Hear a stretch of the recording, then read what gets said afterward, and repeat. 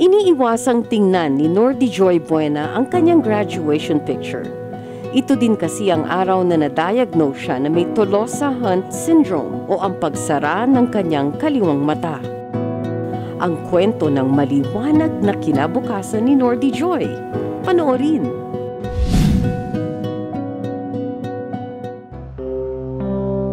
Nagkaroon ako ng cranial nerve 3 palsy last 2015. Bigla na lang paunti-unting nagko-close yung mata ko. Nagsimula siya, naduduling muna ako.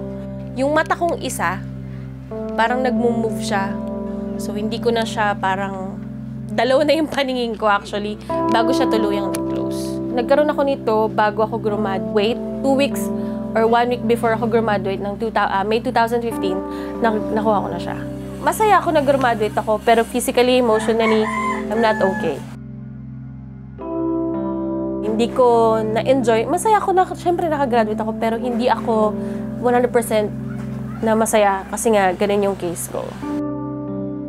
Sa totoo lang, hindi ko naramdaman o wala akong kahit anong naramdaman nang dumating sa akin yung sakit na yan.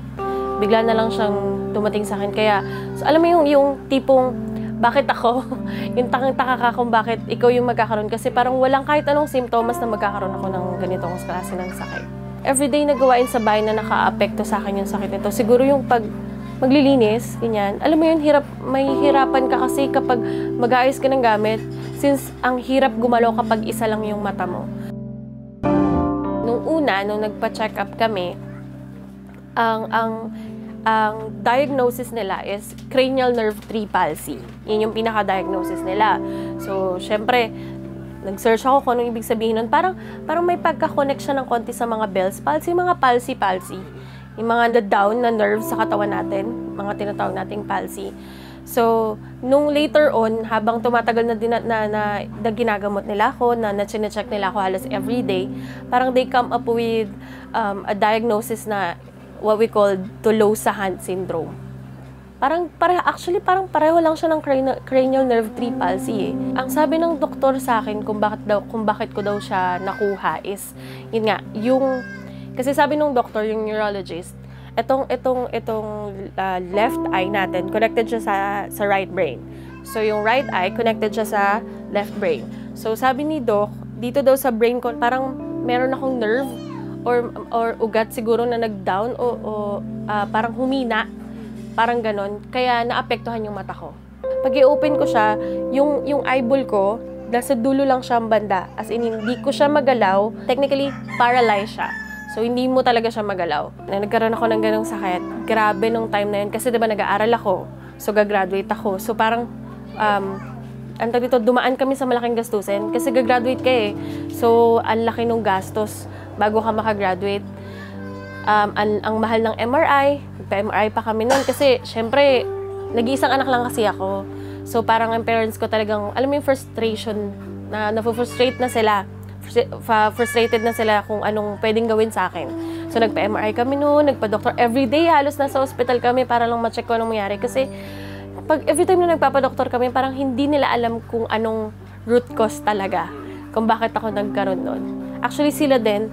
Actually, pinagpasapasan ako ng mga doktor eh. Yung case ko, pinasa sa ibang doktor, pinasa sa kabilang doktor. Bakit daw ganun? Anong cause? Hindi rin nila makita kung anong nangyari. Kaya nagtataka yung mga doktor dati na bakit daw wala akong nararamdamang hilo?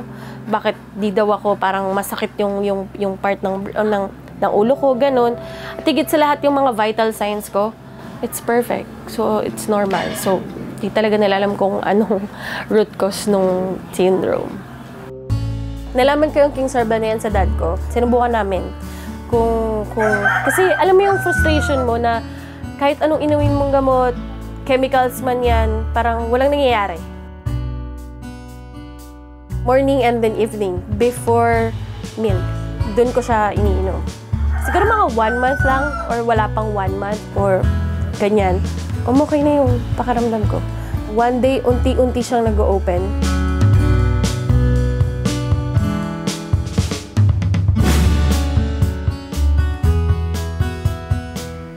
Parang yung time na unti-unti siyang nag-close, ganun din yung way kung paano siya unti-unting nag-open.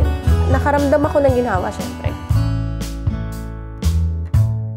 Sobra-sobra talaga ako nagpapasalamat dyan sa King's Herbal na yan, na nakilala ko siya, na nakita ko siya, na nainom ko siya.